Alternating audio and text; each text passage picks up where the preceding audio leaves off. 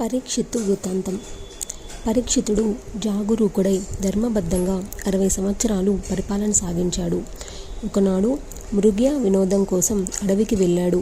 బాణం దెబ్బతిని తప్పించుకొని పారిపోతున్న ఒక మృగాన్ని పట్టుకోవడానికి స్వయంగా వెంబడించి బాగా అలసిపోయాడు. ఎండకు గొంతు ఆర్చుకుపోయి దాహంతో పరితపిస్తూ చెట్టు నీడకి చేరుకున్నాడు. అక్కడ తపస్సు చేసుకుంటున్న ఒక మునీంద్రుని చూసి మంచినీళ్లు అడిగాడు.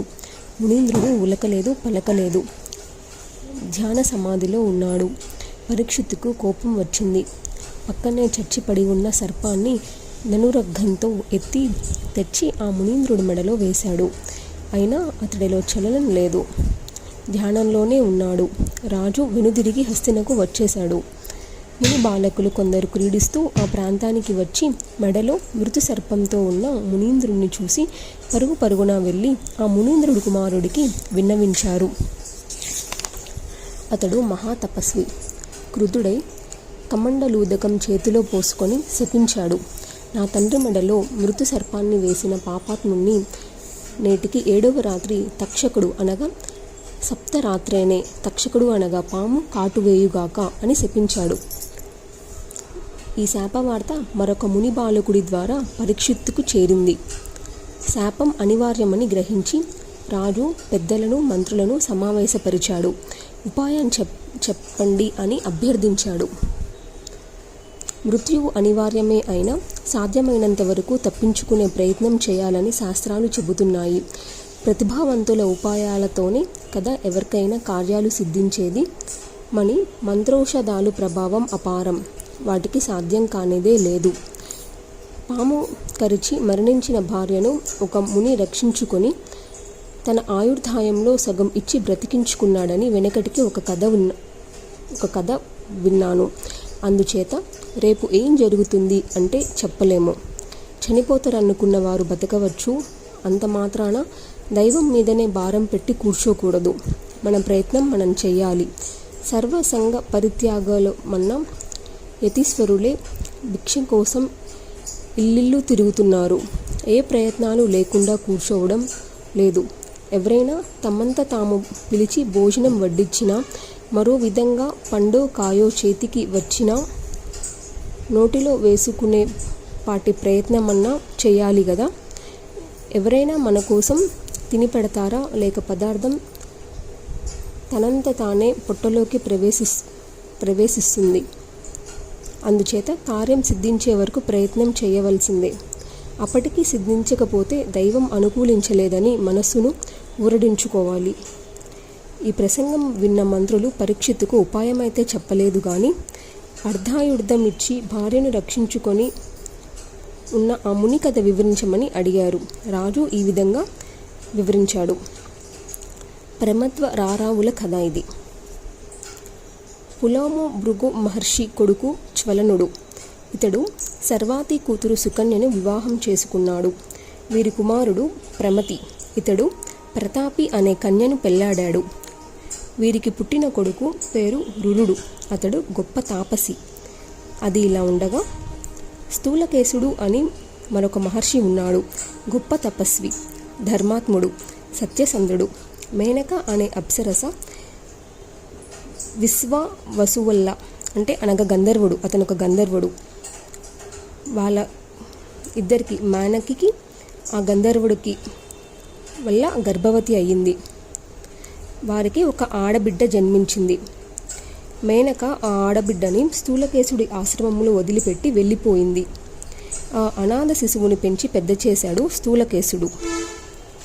ప్రమత్వర అని నామకరణం చేశాడు ఆ అమ్మాయికి. త్రిలోక సుందరి అన్నారు చూసిన వారంతా. రురుడు ఒక శుభముహూర్తాన ఈ అమ్మాయిని చూసి మనసు పోగొట్టుకున్నాడు. కామార్తుడయ్యాడు. రురుడికి మనసులో లేదు. కామార్తితో పరితపిస్తున్నాడు. ఆశ్రమంలోనే పడుకున్నాడు. తండ్రి గమనించి ఏమిటిరా అబ్బాయి కదా అని కదిపాడు.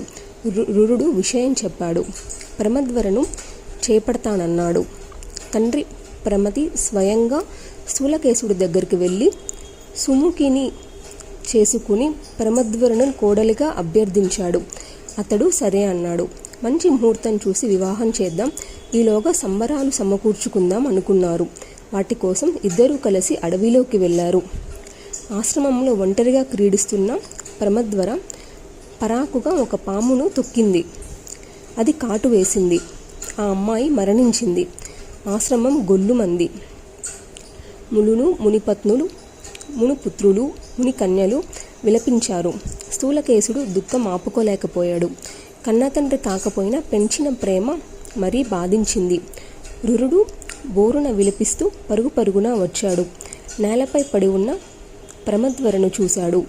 ముఖంలో తగ్గని కలను చూసి బతికే ఉంది అనుకున్నాడు. మునులను, స్థూలకేశుల్ని మార్చి మార్చి చూశాడు. ఆశ్రమం యువతలికి వచ్చేశాడు. ఒంటరిగా కూర్చొని దారుణంగా విలపించాడు. సర్పరూపంలో వచ్చి నా సుఖాన్ని కాజేశాడు, పాడు దైవం అని నిందించాడు. ప్రమద్వర లేకుండా బతకలేలనుకున్నాడు. ఒక్కసారైనా పలకరించలేదు, ఒక్కసారైనా స్పృశించలేదు, ఒక్కసారైనా చుంబించలేదు. మందభాగ్యుణ్ణి పాణిగ్రహణం చేయలేకపోయాను. ఈమెతో కలిసి లాజహోమం చేయాలనుకున్నాను. అన్నీ మట్టిలో కలిసిపోయాయి. మానవ జన్మ చీచి ఎంత దారుణం. చేద్దామంటే చావే రాదు. ఇంకా సుఖాల ఎలా వస్తాయి? నూతిలో దూకడమో, నిప్పుల్లో ఉరకడమో, ఇంత విషం తాగడమో, ఉరిపోసుకోవడమో ఇదే మిగిలింది నాకు. ప్రాణవల్లభ, ప్రమద్వర లేకుండా బతకలేనుగాక బతకలేను అని విలపిస్తున్నాడు. ఎంతసేపు విలిపించాడు. ఏడ్చి ఏడ్చి ఎప్పటికో కాసింత తేరుకున్నాడు. ఆలోచించాడు. నేను మరణించి ఏం సాధిస్తాను? ఆత్మహత్య మహాపాతకం తప్ప నా తండ్రిదండ్రుల దుఃఖానికి అంతు ఉంటుందా? పాపిష్టి దేవుడొకడు సంతోషించవచ్చుగాక. పరలోకంలో నా ప్రియురాలికి ఏదైనా మేలు జరుగుతుందా? జరుగుతుందంటే మరణిస్తాను, జరగకపోగా కీడు జరుగుతుంది. నా మరణానికి కారణమై ఆత్మఘాతుడిగా ప్రియురాలిగా పరలోకానికి దూరమవుతుంది. అందుచేత ఆమె కోసం నేను మరణించకూడదు, బతికే ఉండి ఏమైనా చెయ్యాలి అని అనుకున్నాడు. రురుడు ఇలా ఒక నిశ్చయానికి వచ్చి నదిలో స్నానం చేసి శుచిగా ఆచమించి చేతిలోకి ఇన్ని నీళ్లు తీసుకున్నాడు. దైవాన్ని అర్చించాలంటే సుకృతాలు ఏ కొంచెమైనా నేను చేసి ఉంటే, గురువులను భక్తితో సేవించి ఉంటే, హోమాలు, జపాలు, తపాలు ఏవైనా చేసి ఉంటే, అఖిల వేదాలను చదివి ఉంటే, గాయత్రిని ఆరాధించి ఉంటే, సూర్యుని ఏ పూటైనా ఉపాసించి ఉంటే, నా ప్రియురాలు ప్రమద్వర జీవించుగాక, లేదంటే నా ప్రాణాలు పోవుగాక అంటూ చేతిలో నీళ్లను నేల మీద విసిరాడు. ఆ క్షణంలో ఒక దేవదూత ఆకాశంలో ప్రత్యక్షమయ్యాడు. రురు, సాహసం చేయకు. మరణించిన వ్యక్తి జీవించడమా? ప్రకృతి విరుద్ధం. నువ్వు పరిణయమాడటానికి ఈ ప్రమద్వర మునికన్య కాదు, గంధర్వ అప్సరసల కూతురు, అనగా విశ్వావసువు మేనకల కూతురు కాబట్టి. అందుకని మరొక అందమైన మునికన్యను చూసి పెళ్లి చేసుకో. వివాహం కాకుండానే చనిపోయింది. ఏ అనుబంధం ఏర్పడిందని ఇంతగా దుఃఖిస్తున్నాం అని అడిగాడు. దేవదూత, మరొకతను నేను చస్తే వరించను. ఈమె బతకాలి, లేదంటే నేనే చావాలి, అంతే ఖండింతగా చెప్పాడు రురుడు. ఈ హఠానికి దేవదూత సంతోషించాడు. నీ ఆయుర్దాయంలో సగమిచ్చి బతికించుకోమని, ఇది దేవతలకు సమ్మతమని ఉపాయం చెప్పాడు. వెంటనే రురుడు, ఇదిగో నా ఆయుష్లో సగం దారపోస్తున్నాను, ప్రమద్వర జీవించుగాక అన్నాడు. అంతలోకి పుత్రికా మరణ వార్త తెలిసి విశ్వావసువు తమ గంధర్వలోకం నుంచి విమానంలో వచ్చాడు. దేవదూతను తీసుకొని యమధర్మరాజు దగ్గరికి వెళ్ళాడు. దేవదూత విషయమంతా చెప్పి తన ఆయుష్లో సగం ఇస్తానంటున్నాడు కనుక, లేదంటే ఆ యువ తపస్వి ప్రాణాలు వదులుతానంటున్నాడు కనుక ప్రమద్వరను బతికించమని సిఫారసు చేశాడు. ఇంతగా చెబుతున్నావు కనుక, విశ్వావసుడు వచ్చాడు కనుక నీ ఇష్టం, బతికించి రురుడికి అప్పగించి రమ్మన్నాడు యమధర్మరాజు. మరుక్షణంలో దేవదూత ఆశ్రమానికి వచ్చాడు. ప్రమద్వరను బతికించాడు, రురుడికి అప్పగించాడు. అటుపైన ఒక శుభముహూర్తాన ఇద్దరికీ వివాహం అయ్యింది.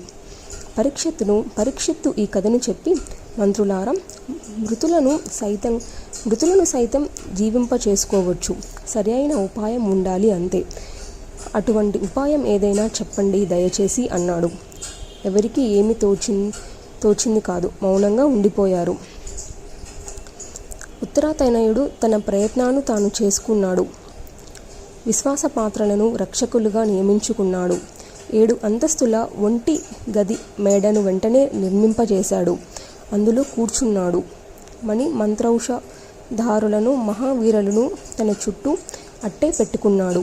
కింద గుమ్మం దగ్గర మంత్రులు కాపలాగా ఉన్నారు. ఏనుగులు కాపలాగా ఉన్నాయి. భవనం చుట్టూ సైనికులు కాపలా. అనుమతి లేనిదే గాలికైనా ప్రవేశం లేదన్నట్టుగా బందీగా ఉన్నారు. విప్రులకు అసలే లేదు. వారం రోజుల పాటు దర్శనాలు బంద్. పాము కాటుకు మంత్రం తెలిసిన వ్యక్తులు హడావిడి చేశారు. రాజుగారికి అన్నీ ఆ గదిలోనే. పరిపాలన అక్కడి నుంచే. శాపం ఇచ్చిన మునికుమారుడి దగ్గరికి రోజు రాయబారాలు చేస్తున్నారు.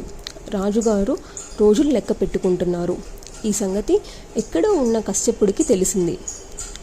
రాజును కాపాడితే పుష్కలంగా ధనం పొందవచ్చు గదా అని ఆశ కలిగింది. హస్తినాపురానికి బయలుదేరాడు.